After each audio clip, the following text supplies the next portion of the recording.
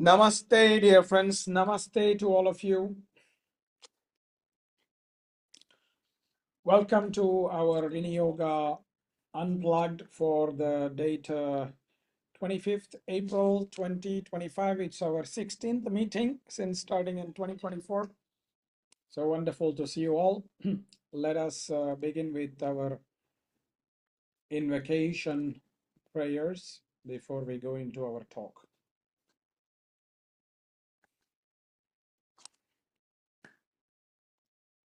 Om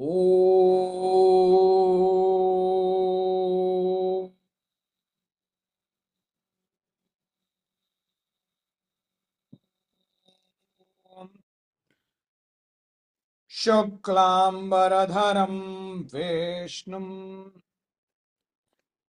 Shashivarnam Chaturbhujam Prasannavadanam Dhyayet Sarvavighnopashantaye Yasya Dviradavaktradyah Parishadya Parashatam Vignannignanti Satatam Vishwaksenantamashraye Jnananandamayan Devam Nirmalaspatikakritim Adharam Sarvavidyanam Hayagrevam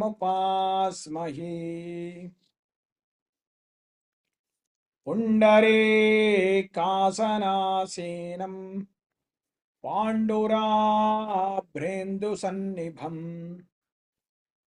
Akhanda Bodha Janakam Hayagrevam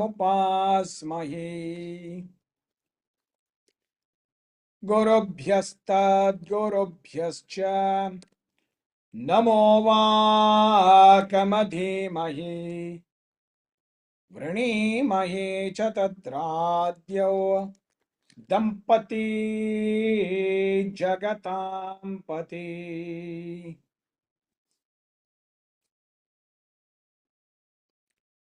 Shri Nagaryam Mahapuryam Tamraparnyuttare Tati Shri Tintrini Mooladhamne Shatakopaya Mangalam Neelatungastanagiri Suptamudbodhya Krishnam Parartyam Swam Shruti Shatashira Siddhamadhyapayanti Swachishhtayam Srajani Galitaya Balatkritya Bhungte Godatasyai Nama Idamidam Bhoya Evastu Bhoyaha Jayatu Jayatu Natho Nyaya Tattva Pranita Jayatu Jayatu Yogi Yoga Gokya Pravakta Jayatu Jayatu Sakshat Tattvadarshi Maharshi Jayatu Jayatu Bhaktir Mula Kandam Munindraha Swadhayanniha Sarveshan Trayantartham Sudurgraham Stotraya Masa Yogindraha Tam Vande Yamunakwayam Yo Nityamachyutapadambuja Yugma Rukma Vyamohitastaditarani Trinaya Mene Asmadgurur Bhagavatasya Dayayika Sindho Ramanujasya Charanau Sharanam Prapadye Shriman Venkatanatharya Kavitarkika Kesari Vedantacharya Varyo me Sannidattam Sada Hradi Shri Krishna ब्रह्म तंत्रोत्तम गुरु करुणावप्त चक्रंक भाष्यम वैराग्याचार वार्धौ वरद पदमुखे लक्ष्मणे न्यस्तभारम् श्रीवागीशात्ततुर्यं षठ रिपु यतिराड्वेदचूडार्यमूर्तिम् नूत्नं श्रीरङ्गनाथं कलिरिपुमनघं ब्रह्मतन्त्रं श्रयामः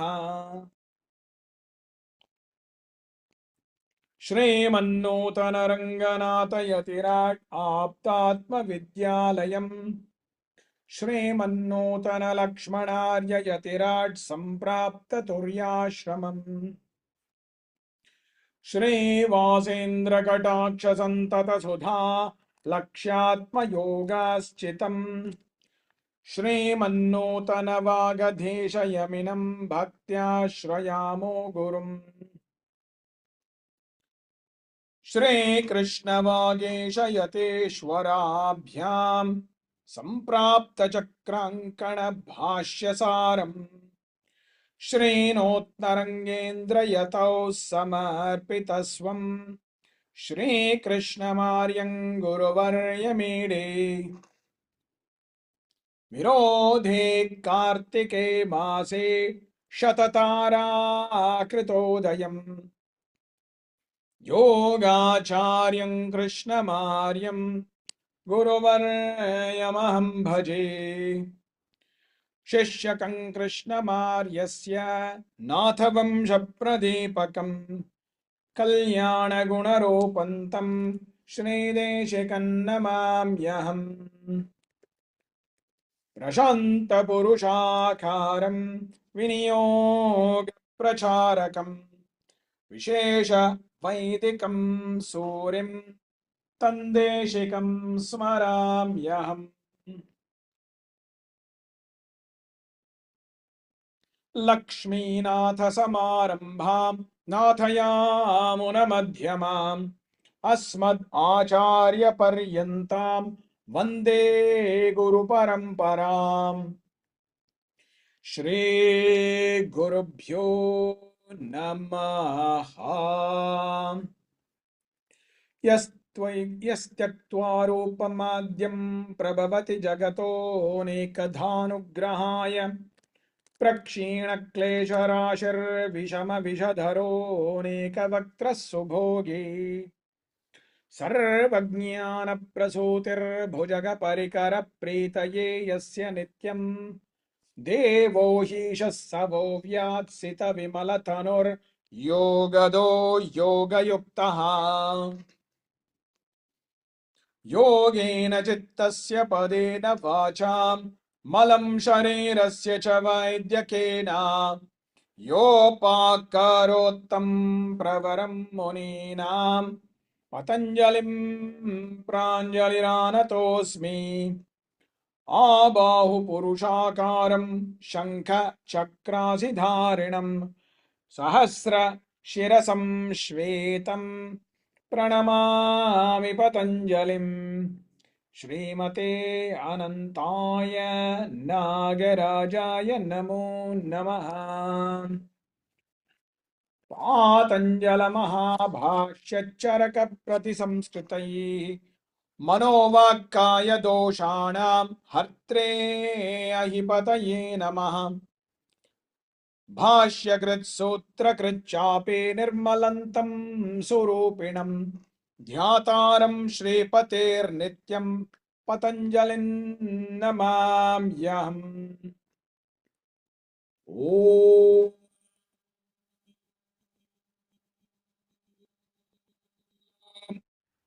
मणिभ्राजत्फणासहस्रविधृतविश्वम्भरामण्डलाय अनन्ताय नागराजाय नमो नमः ॐ शान्त शान्त शान्तिः Namaste friends, and very good to see you all on this wonderful day. And today we are meeting here to talk about Abhyasa, the concept of practice.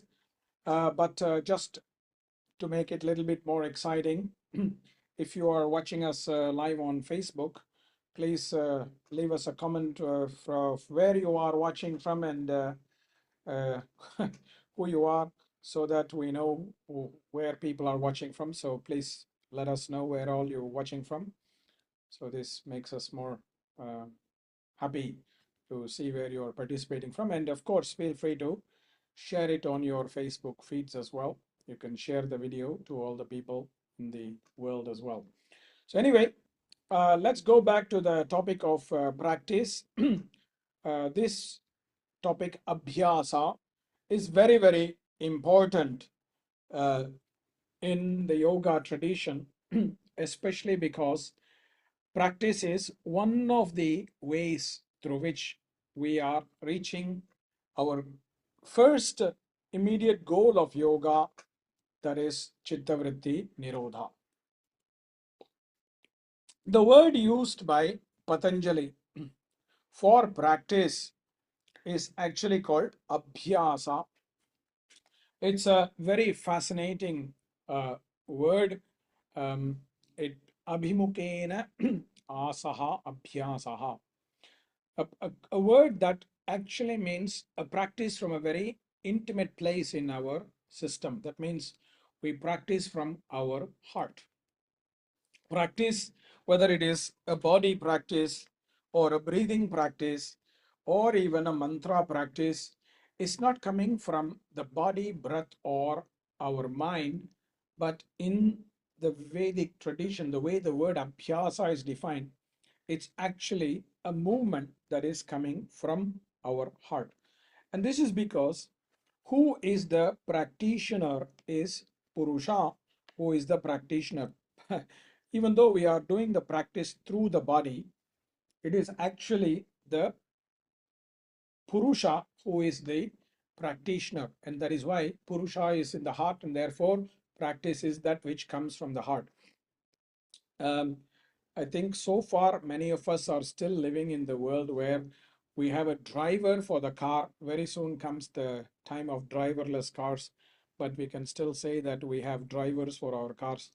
Just like we say now that I am the driver of the car, even though the car has got its own engine, we say I'm the driver, right? So I am the driving the car. In the same way, the practitioner is the Purusha, the vehicle is the body and the senses, etc. So this is where the word Abhyasa comes. And there are some key ideas that I want to share with you about Abhyasa in today's discussion. First and foremost, I would like to share a few different definitions of Abhyasa. At least 4 of them I have that I would like to share with you from classical texts. The first one being Tatra sthitau yatnaha abhyasaha, which itself is the very definition of practice that is coming from the great Maharishi Patanjali himself. So what Patanjali is saying is very fascinating.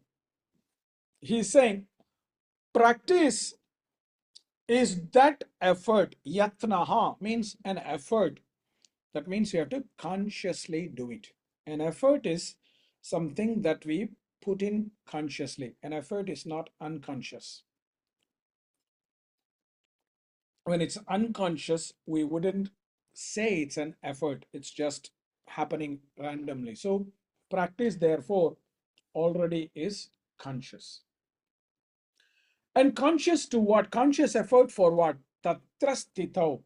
That helps us stay in our goal. Stay in the goal. So Patanjali is so smart because many of us, we are a bit lazy. Once we reach the goal, we give up. So, and then we crash from our goal. So what Patanjali says is, it's that which helps you remain in the goal. That means not only does it include reaching the goal, but it also includes staying or sustaining in that goal. And this is a very smart definition of Abhyasa, because not only is it reminding us that what's important is that we remain in the goal, it's not just enough if we reach it, but there's another layer, which is that what it takes to remain in the goal is usually different from what it takes to reach the goal. And what it takes to remain in the goal will keep changing as time passes.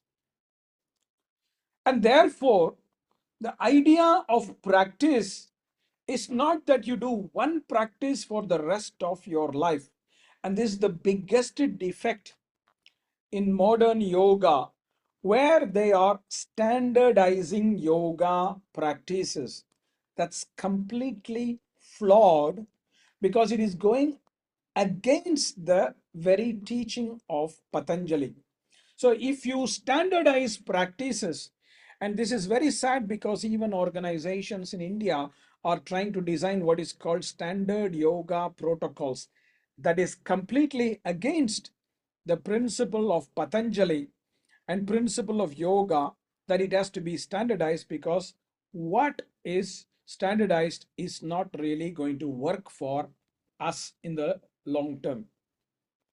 And very fascinating, because what it takes to reach the goal will also differ from person to person. Now, let's say, for example, a person wants to reach a target weight of 75 kgs. Now, if that person is 100 kg, the effort needed is different, the practice needed is different. If the person is 80 kgs, the effort needed is different. If the person is 60 kgs, the effort needed is different. So that's why the idea of standardized practices is completely flawed in the philosophy of yoga, and that's why yoga practices must never be standardized, because then you are going against the very principle of Patanjali's yoga, and therefore it is not yoga. So yoga teachers, yoga bodies, or yoga what do you call, councils and associations, please take a note of this and stop trying to standardize yoga, because then you are basically downgrading yoga philosophy. The second definition of yoga comes from Abhyasa, comes from an ancient commentary of Yoga Sutra. In fact, the first commentary of Yoga Sutra, called ÄBHYÄSA, authored by the great Vyasa himself. What he says is, Kaivalya Pragbhara Viveka Vishaya Nimna Abhyasaha. Fascinating. And please forgive my passion when I'm talking about this. Actually, I don't care if you forgive or not. That's your problem, how you receive it. What Vyasa is saying is, practice should take you closer to that viveka, that discernment that leads you towards liberation. That basically means you may practice asana, pranayama, meditation, mantra for 20 years, 30 years, and 40 years. But if you continue to be an idiot, you are not really practicing, because it's not taking you towards what is called liberation. You are still behaving like an idiot, and therefore you are not in this path at all. It has to take you towards Kaivalyam, closer and closer to Kaivalyam. So imagine, if my goal is to go towards a certain destination, I need to walk toward that destination. If I'm walking in the opposite direction, even if I walk 200 kilometers, it's still no use, because I'm walking in the wrong direction. So the same way, there's no point in doing things if it's not leading you to have more viveka, wisdom, which is leading you towards freedom, liberation. If practice is making you more trapped and more stupid, then that is not abhyasa. You have to revise your practice, revisit your practice, and sometimes turn 180 degrees. You have to turn 180 degrees because sometimes you are moving in the wrong direction. And that's why 180 degrees is so critical. Sometimes we need a dramatic change. We don't need a slight change, because when we realize we are going in the wrong direction, we need to make a U-turn in the highway. For example, if you're going in the wrong direction, you have to change direction. my I think some of you who have a GPS, you may have noticed the GPS lady telling you, make U-turn as soon as possible, make U-turn as soon as possible if you miss the turn, right? So you have to make this 180-degree change, and that is what Vyasa is saying. If you are continuing to behave in the same way like you were behaving in the past, that's not practice. If practice is not changing who you are, that means who you were before, you are still behaving like an idiot like before, then it's not really helping you. It's in the wrong direction. So change it. The third definition of abhyasa comes from Vijnana Bhikshu, who says, Yama Niyamadi Yoga Sadhana Anushtanam Abhyasaha.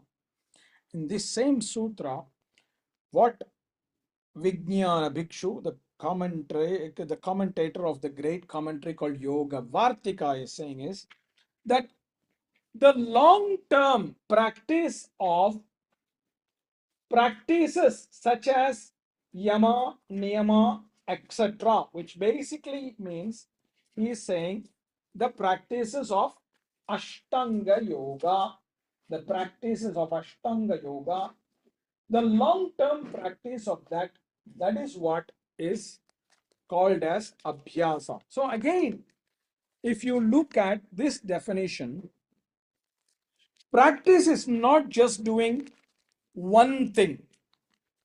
Practice is not just doing one thing, but rather practice is doing a whole set of things, which is the eight-limbed yoga. This is a holistic practice.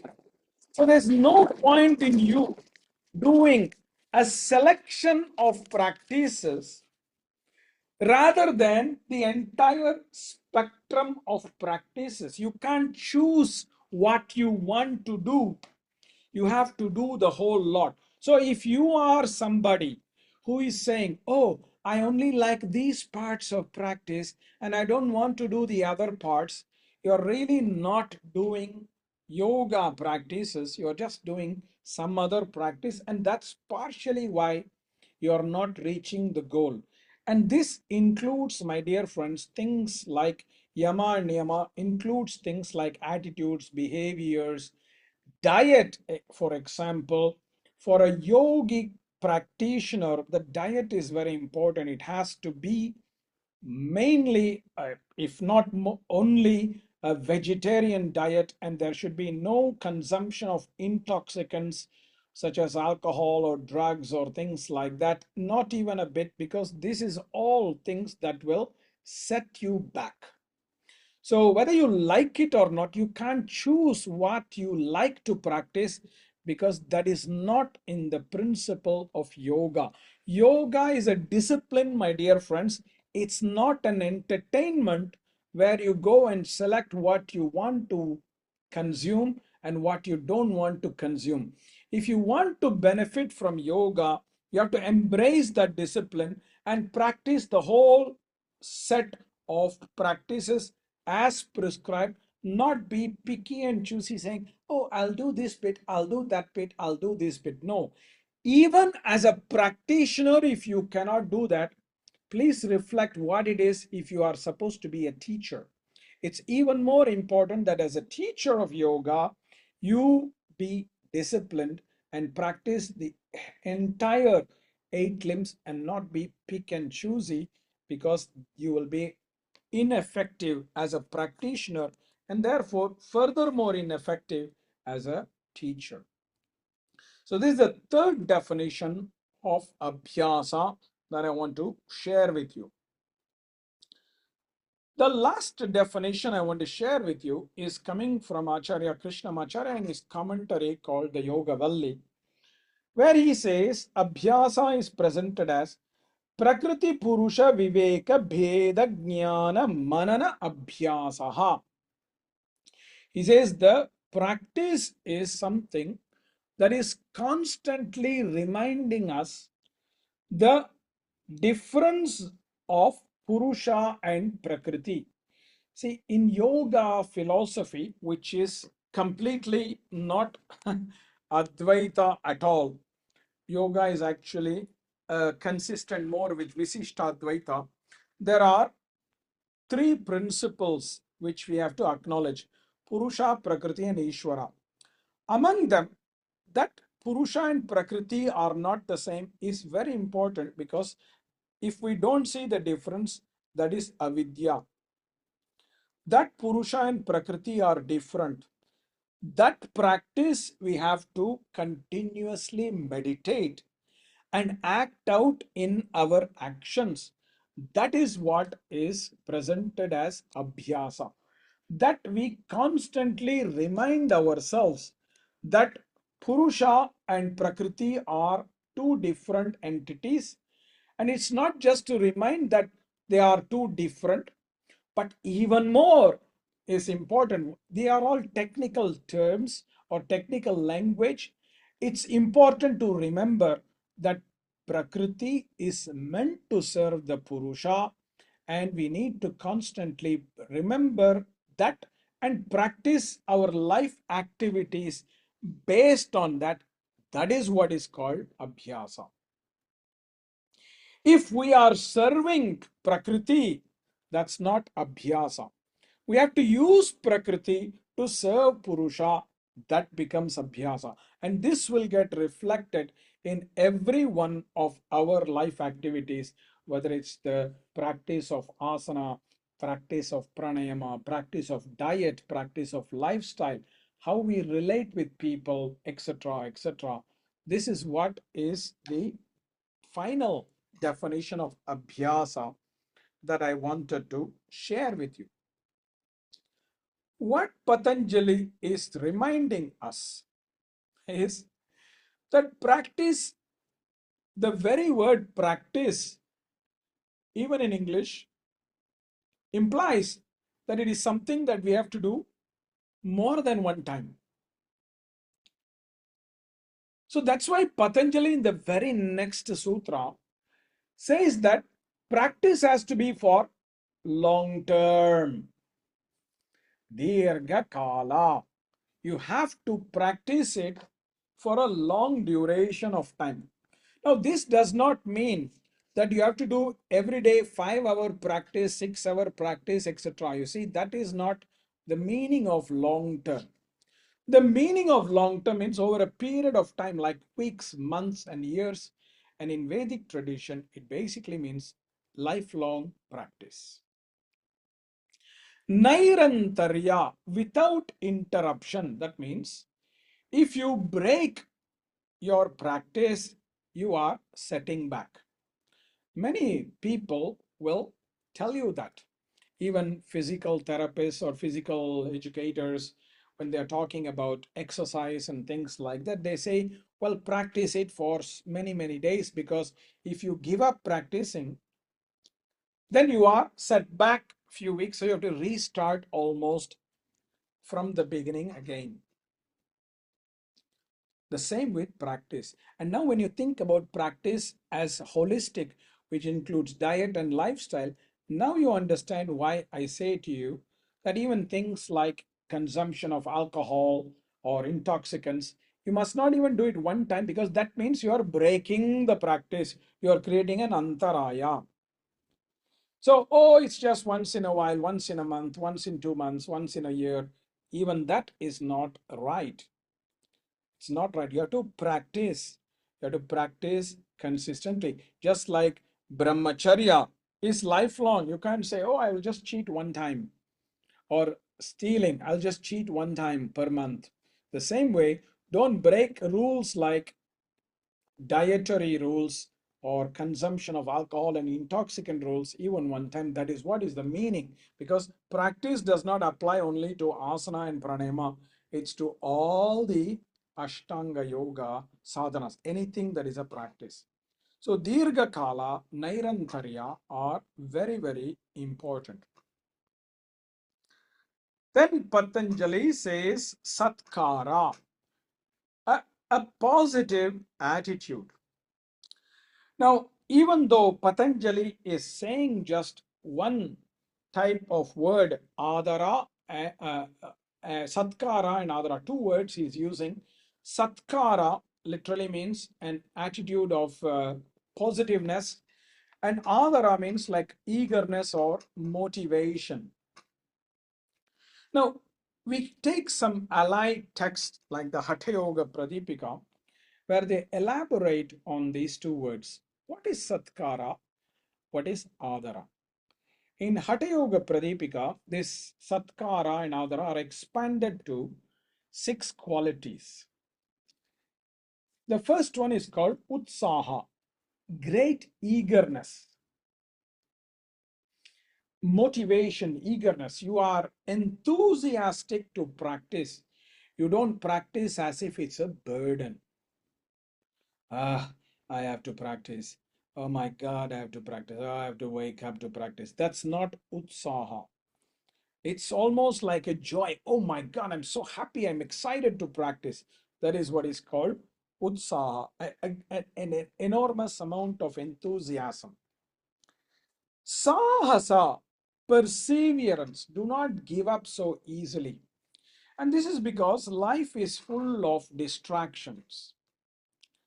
Life is always full of distractions. You will turn here, there is a distraction. You turn there, there is a distraction. There is no place in this world that has no distractions. You are in the big city, you have traffic jams, honking of the cars, busy other neighbors who are very loud.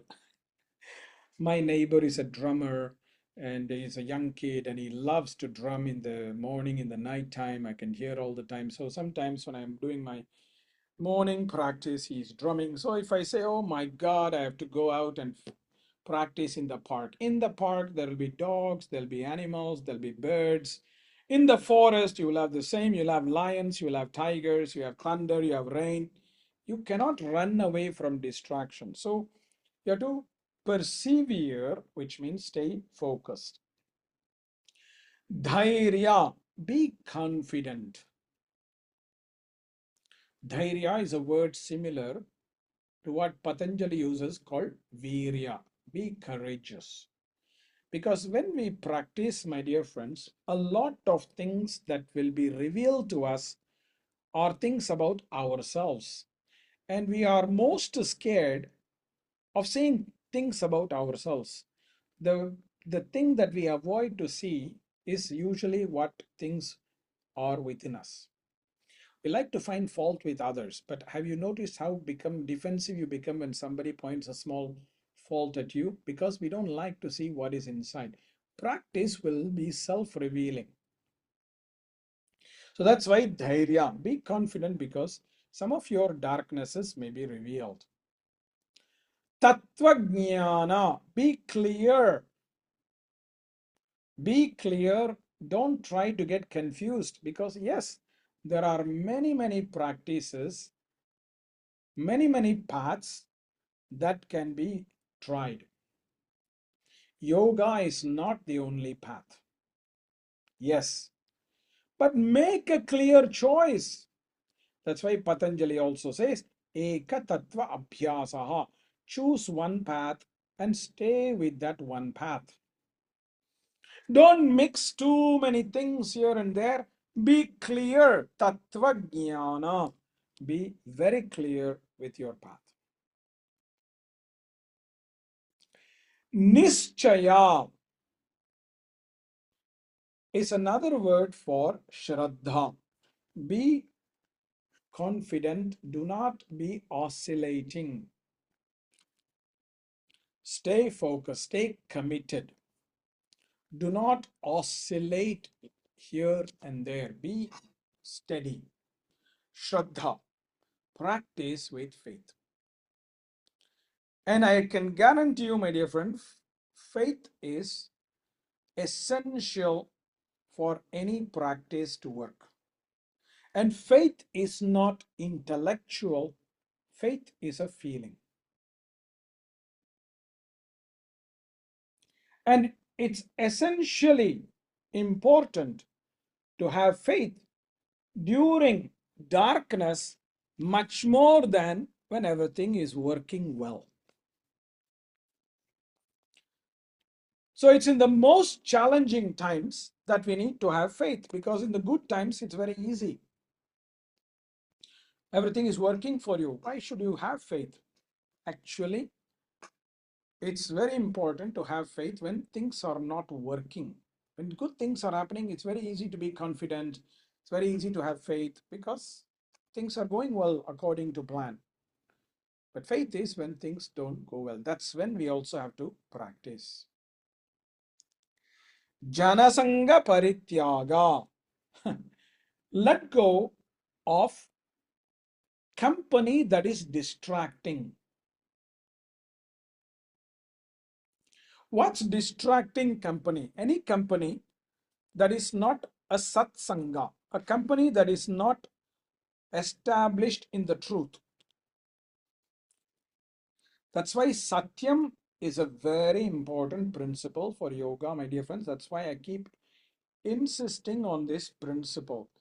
Any sangha that is not Satyam, stay away from that. That's precisely been my practice. I'm distancing myself from all those people who are not established in Satyam. And it's very, very helpful because Satyam is energy efficient. You don't get exhausted. So, Janasanga Paritya, do not circulate yourself with people who are draining your energy. And this is very important because there's one more principle of practice. Practice should not exhaust you. Yoga practice should not exhaust you. It should actually energize you. And there's another problem with the modern yoga. There's a lot of people who do yoga in the inappropriate way, where they become more tired after doing the yoga rather than more energized. So that means they are practicing in the wrong way. All the yoga practices that you do, which make you exhausted on a continuous basis, is not appropriate.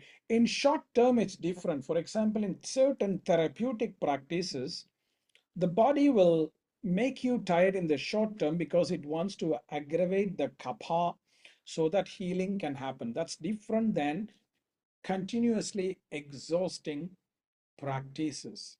You must not feel exhausted with practice in this way. It's not appropriate. And that's another reason why Janasanga Parityaga is important, because if company is not established in Satya, they will drain you of energy rather than give you energy. That's why, as I said, the more I distance myself from non-true, non-Satyam company, the more energy I feel. I'm not exhausted at all. And I feel very happy about it. Whereas if we surround ourselves with company that is full of gossip, full of politeness, and for the sake of it, full of lies and things, manipulation, you will feel exhausted. So this is basically the expansion of Satkara and Adara that we can gain from the Hatha Yoga Pradipika. On the opposite spectrum, Hatha Yoga Pradipika also tells us what are the things to avoid. Ati ahara, eating too much. This is part of the problem today because we are all victims of eating too much in the modern era. We eat like 2, 3, 4, 5, 6, 7 times a day.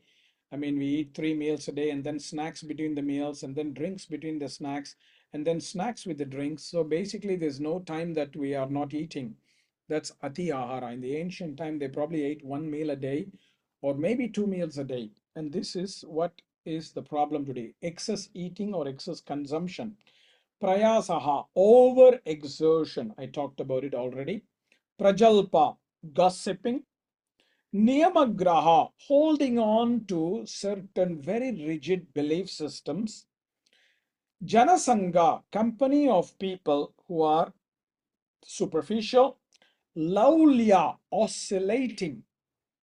Yes, I do, no, I do. Yes, I do, no, I do. Yes, I do, no, I do. Yes, I do, no, I do. This is what is called laulya.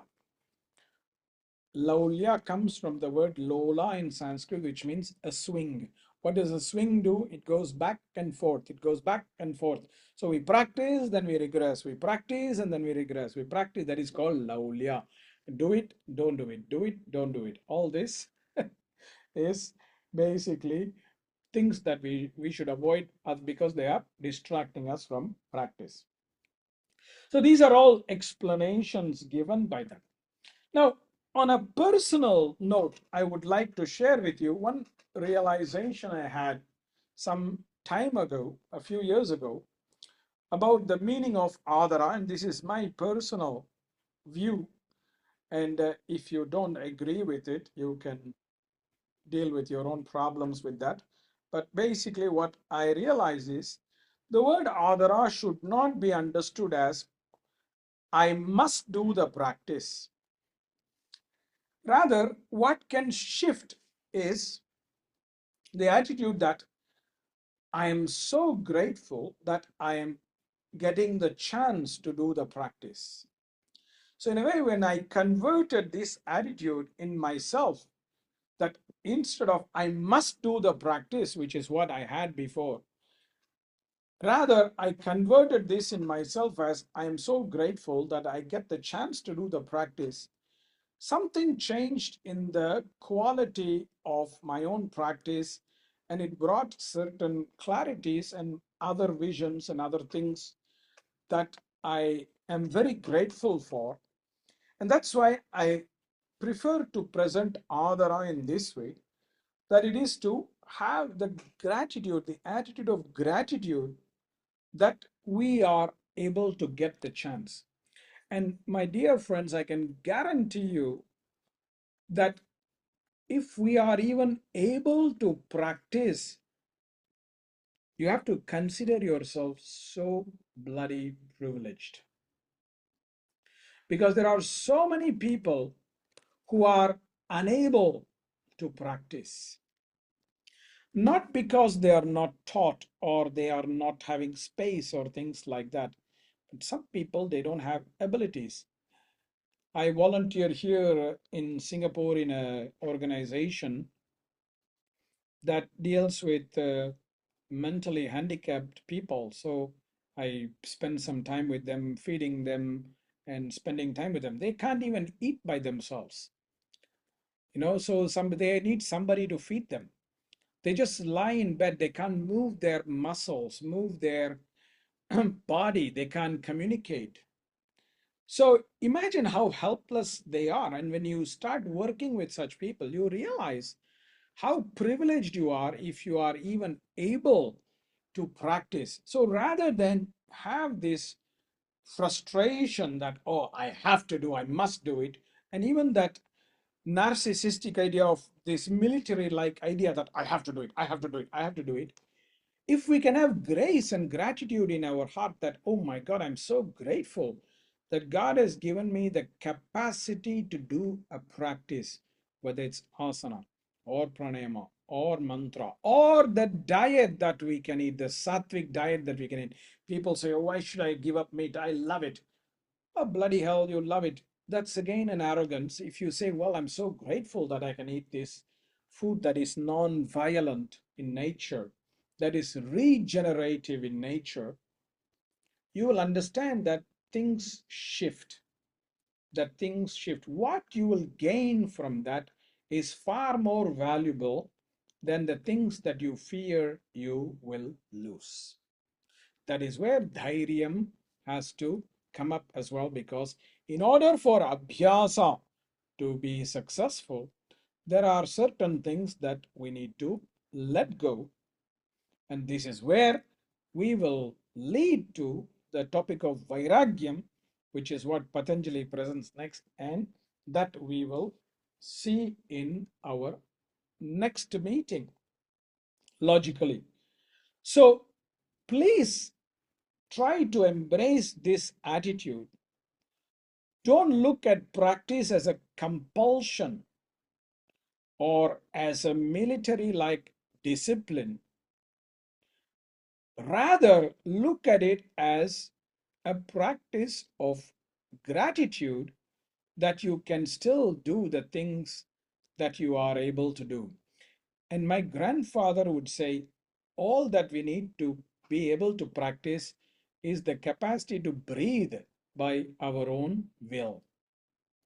Because if you can breathe, you are in a certain way consciously able to do pranayama, which itself is a practice. So we don't need a lot of things. We need to just be conscious and alive, and we can do some form of yoga practice. And please start to think of practice as holistic. Why do you think you are practicing asana, pranayama, mantra, chanting, etc., and still not working? It's because something is missing in your yama and niyama as well. There's something you need to start doing about your diet, about your attitudes, about your behavior. Perhaps you need to start establishing yourself in satyam. You have to start establishing yourself in the tapas, which is proper diet, proper uh, lifestyle, things like that. In shaucha, purity.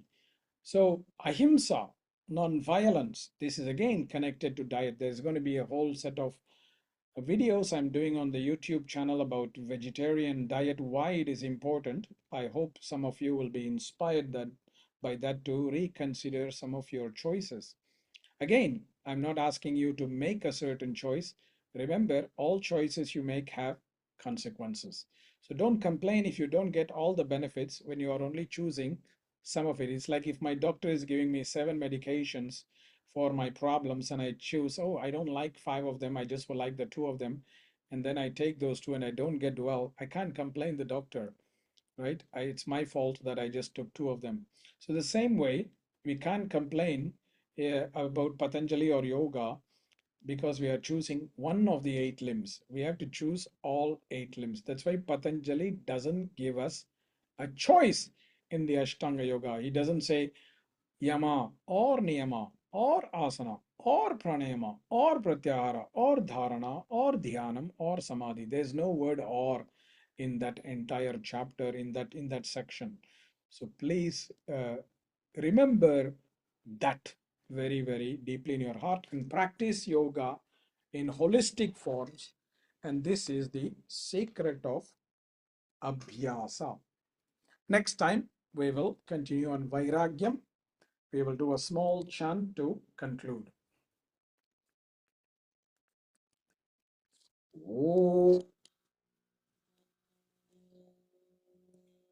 Om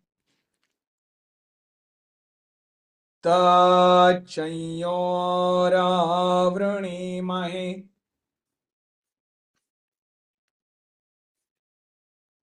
गाता यज्ञाय गाता यज्ञपतये दैवे स्वस्तिरस्तु नः स्वस्तिर्मानुषेभ्यः ऊर्ध्वञ्जिघातु भेषजम् शन्नो अस्तु द्विपदे शञ्चतुष्पदे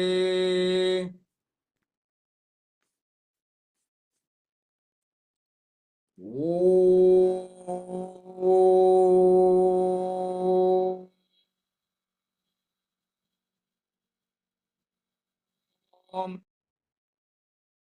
Shanta, Shanta, Shanti.